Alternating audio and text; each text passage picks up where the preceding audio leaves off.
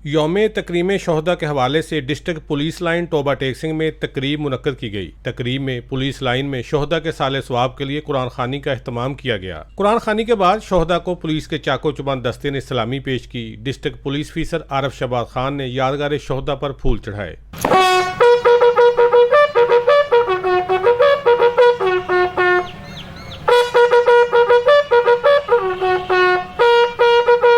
Inspector general of police Punjab Usman Anwar की खुसूसी हिदायत पर पुलिस की तरफ से जिला भर के शोहदा की कब्रों पर फूलों के गुलदस्ते रखे गए और सलामी पेश की गई। शोहदा सलाम सलाम।